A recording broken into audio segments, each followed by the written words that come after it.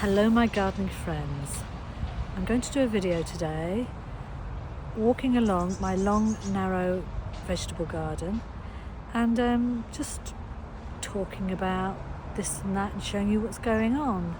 So I hope you enjoy it. If you do enjoy it, then I'd really like a thumbs up or a comment or even a subscription, because it's very exciting. I'm on 196 subscribers.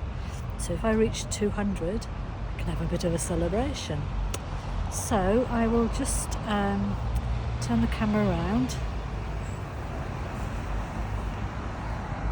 and show you. These are my leaf bags that were full a couple of weeks ago, but as you can see, what with the rain and the storms and the snow, they are starting to sink down. But they're pretty big bags. That bag is for collecting the leaves, not storing them, so they're pretty big bags. So I think that I'll collect quite a fair bit of leaves in there for leaf mould and compost purposes. And there's still quite a few leaves on the ground, so the worms and little creatures can use them as a resource over the winter. So I'm going to walk up towards the light and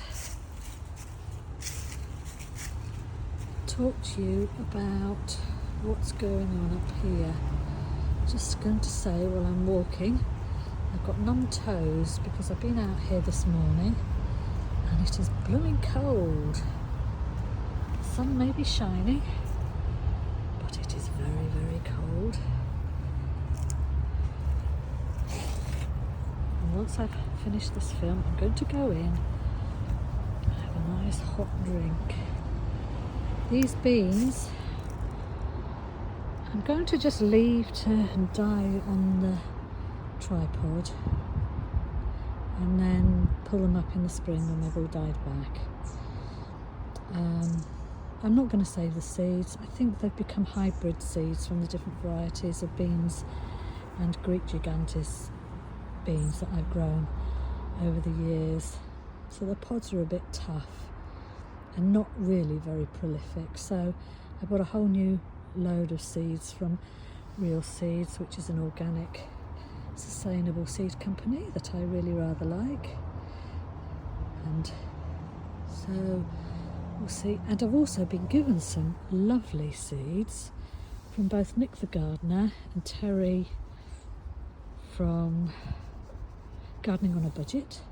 Thank you very much for those seeds. So we're going to try different ones next year. This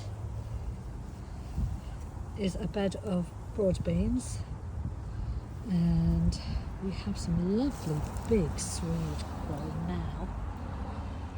It's a funny shaped one there, but it'll taste nice anyway, so I'll leave that for now. This is a bed covered in partially rotted leaf mulch, which is going to be used as a potato bed next year. I have purple sprouting broccoli that I think are doing really quite well now. I've got the sticks and supports all set up, and they didn't get blown over during the storm that we just had, Storm Bert. So I feel quite positive about that. We have a row of strawberries along here. Poor old courgette plant has shuffled off this mortal coil. We have sprouts here and beetroot that I'm hoping will be nice through the winter and possibly spring, either as leaves or bulbs. I'm beginning to get a bit fretty about me Brussels sprouts, because there's a plant there that's got some. There's a plant there that's got some nodules and some little ones on there and some little ones on there. But I was hoping to be able to spread my sprout bounty to the residents of the building. I don't think there's going to be enough even for a Christmas meal. The parsnips are looking good. But I'm not ready to pour one up as yet because I haven't got one planned, I haven't got a meal with parsnips in it planned at the moment, and my storage is fairly small, so the storage is going to be in the ground. More broad beans along here. Can you believe this? Although the French marigolds are looking very sad, they still got colour in them. We still have lots of beetroot that again is going to be stored out here. More broad beans. And this is my bed that I'm just leaving to do its stuff with and hopefully feed the soil while it's doing that. I've been quite busy again this morning, so hang on a minute, I forgot. I've taken the nests off my garlic. Don't want to go falling down that hill, do I? There's a tree stump there that caught me out. So the garlic's growing quite nicely, sheltered against this wall. So I've taken the nets off because in the past I've left onions and garlic covered with nets and they've got black mould on them if it's a wet winter. Here I've put that net tunnel to good use and nicked an idea from Ali from the Right Pear Plot, who had some onions that hadn't matured into full bulbs, so she planted them out as sets.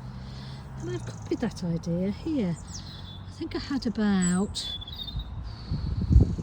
24, so I've put them in there just to cover them up, to protect them from the birds until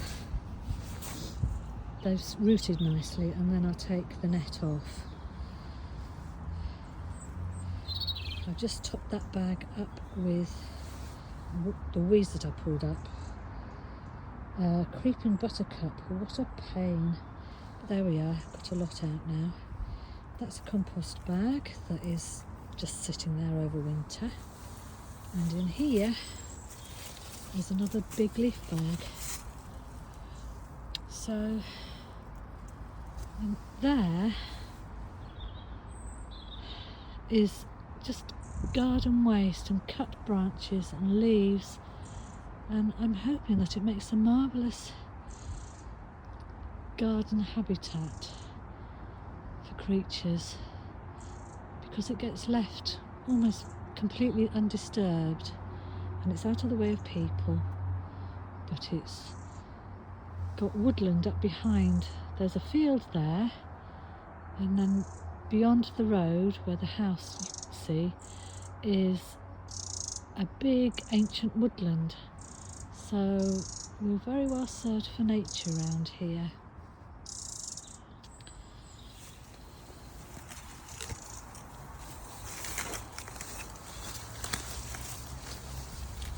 Now I'm going to sit myself down now.